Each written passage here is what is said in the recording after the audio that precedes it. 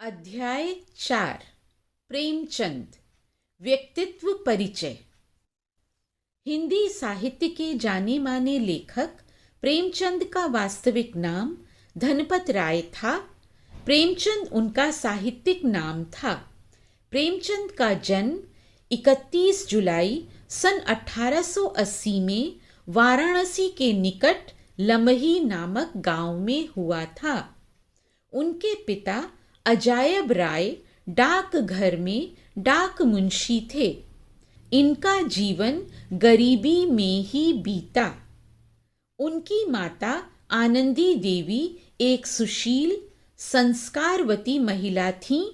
जब धनपत राय 8 वर्ष के थे तभी उनकी माता का देहांत हो गया।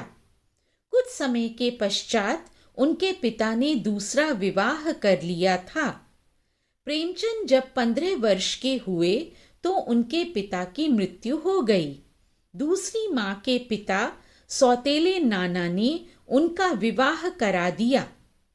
विवाह के बाद प्रेमचंद के जीवन में अशांति ने दोहरे वेग के साथ कदम रखा। कहा जाता है कि इनकी पत्नी इनसे उम्र में बड़ी तथा बदसूरत थी। सौतेली मां और पत्नी के बीच कलह के कारण प्रेमचंद ने अपनी पहली पत्नी को उसके पिता के यहाँ भेज दिया और कभी वापस नहीं लाए। सन 1906 में शिवरानी देवी नाम की एक बाल विधवा के साथ इनका विवाह हुआ। प्रेमचंद वकील बनना चाहते थे किंतु गरीबी के कारण सपना पूरा न हो सका। एक बार उन्हें अपना कोट और पुस्तकें बेचनी पड़ी। उन्हें पढ़ाई का खर्च चलाने के लिए नौकरी करनी पड़ी। उन्होंने चुनार नामक स्थान पर सन 1899 में शिक्षक की नौकरी की और सन 1900 में वे बहराइच के जिला स्कूल में सहायक शिक्षक बने। अत्यंत गरीबी, अभाव, शोषण और उत्पीड़न के बावजूद प्रेमचंद ने लेखन के क्षेत्र में अपनी पकड़ बनाए रखी। सन 1901 में उनकी साहित्यिक यात्रा आरंभ हुई। उनका असरारे अमाबीड़ पहला उपन्यास आवाज़े खल्क नामक उर्दू साप्ताहिक में अक्टूबर 1903 से फरवरी 1905 तक धारावाहिक की कड़ियों के रूप में प्रकाशित होता रहा। उनका दूसरा उपन्यास हम खुरमा हम सबाव था, जो हिंदी में प्रेमा नाम से सन 1907 में प्रकाशित हुआ। प्रेमचंद कानपुर में रहे। उनकी पहली कहानी दुनिया का सबसे अनमोल रतन सन 1907 में प्रकाशित हुई। उनका पहला कहानी संग्रह सोजे वतन था, जिसमें देश प्रेम की 5 कहानियां थीं। प्रेमचंद के नाम से छपने वाली उनकी पहली कहानी थी बड़े घर की बेटी। प्रेमचंद की आर्थिक स्थिति दयनीय थी। उन्होंने बस्ती में रहते हुए दया नारायण निगम को पत्र लिखा था। हमारा काम तो केवल खेलना है, खूब दिल लगाकर खेलना, खूब जी तोड़ खेलना, अपने को हार से इस तरह से बचाना मानो हम दोनों लोगों की संपत्ति खो बैठेंगे, किंतु हारने के बाद धूल झाड़कर खड़े हो जाना चाहिए और फिर विरोधी से कहना चाहिए कि एक बार फिर, जैसा कि सूरदास कह गए हैं कि तुम जीते हम हारे पर फिर लड़ेंगे। प्रेमचंद हंसोड़ प्रकृति के थे। 18 अगस्त 1916 को प्रेमचंद गोरखपुर में सहायक शिक्षक बनकर आए। उन्होंने अपनी उर्दू की कहानियों का हिंदी रूपांतरण किया। सप्त सरोज में उनकी 7 कहानियां छपीं। उनकी कहानियां बड़े घर की बेटी, सौत, सज्जनता का दंड, पंच परमेश्वर, नमक का दारोगा, उपदेश और परीक्षा आज भी सर्वाधिक चर्चित हैं।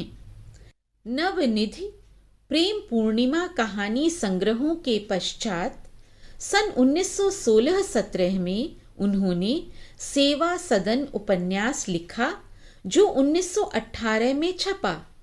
मूलतः यह उर्दू में बाज़ारे हुस्न के नाम से लिखा गया था। यह हिंदी का पहला सामाजिक उपन्यास था जिसमें श्रेष्ठ उपन्यास के सभी गुण थे। 1936 में प्रेमचंद ने गोदान, सेवा सदन और मिल मजदूर की रचना की। इनमें से गोदान सबसे ज्यादा मशहूर हुई। इन्हें महाजनी और पूंजीवादी युग प्रवृत्ति से नफरत थी। इसकी निंदा करते हुए इन्होंने महाजनी सभ्यता नाम से एक लेख लिखा। प्रेमचंद पर महात्मा गांधी की विचारधारा का गहरा प्रभाव पड़ा। उन्होंने 2 मई 1918 से लेकर 25 फरवरी 1920 तक उर्दू में गोयश आफियत उपन्यास लिखा, जो हिंदी में प्रेमाश्रम नाम से प्रकाशित हुआ। इस पर महात्मा गांधी के सत्याग्रह आंदोलन का स्पष्ट प्रभाव था। इसमें किसानों के शोषण का मार्मिक चित्रण किया गया। गोरखपुर में रहकर उन्होंने बीए की परीक्षा उत्तीर्ण की। प्रेमचंद सरकारी नौकरी से तंग आ चुके थे। वे महात्मा गांधी के आंदोलनों के प्रशंसक थे। 8 फरवरी 1921 को गांधी ने गोरखपुर में विशाल जनसभा को संबोधित किया।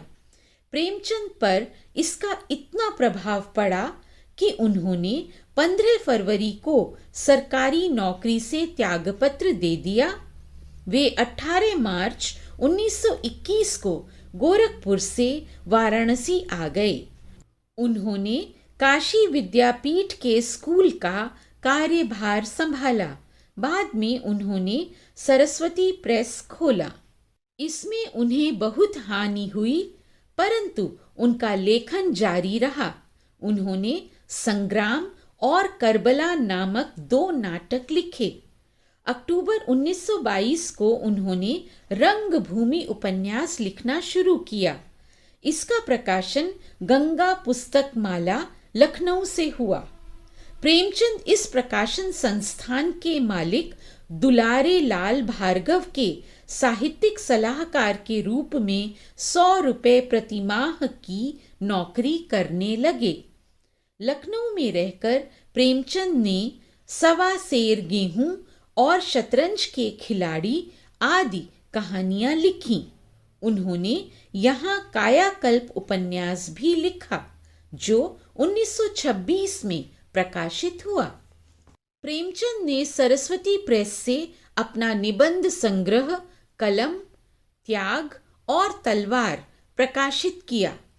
चांद पत्रिका में उनका उपन्यास निर्मला नवंबर सन 1925 से नवंबर 1926 तक धारावाहिक की कड़ियों के रूप में प्रकाशित हुआ। सन 1931 में प्रेमचंद का उपन्यास गबन प्रकाशित हुआ। कर्मभूमि उपन्यास 1932 में छपा। प्रेमचंद बचपन से ही पेट के रोग से पीड़ित थे।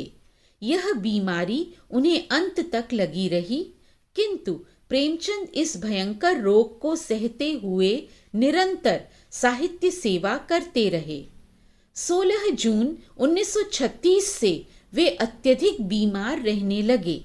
उन्होंने अपनी बीमारी के विषय में अपने मित्र अख्तर हुसैन रायपुरी को पत्र लिखा था।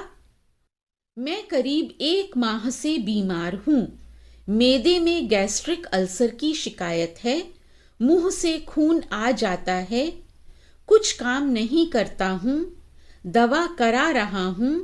अगर बच गया तो 20वीं सदी नाम का रिसाला अपने लोगों के ख्यालात की इशायत के लिए जरूर निकालूंगा। वे कमजोर होकर सूख गए थे। शायद उन्हें आभास हो गया था कि अब मैं नहीं बचूंगा। उन्होंने अपनी पत्नी शिवरानी से स्पष्ट कहा था, मैं अब नहीं बचने का। प्रेमचंद केवल 56 वर्ष ही जी सके। अपने जीवन के अंतिम पहर में उन्होंने मंगल सूत्र नामक आखिरी उपन्यास लिखना शुरू किया, किंतु दुर्भाग्यवश वह अधूरा ही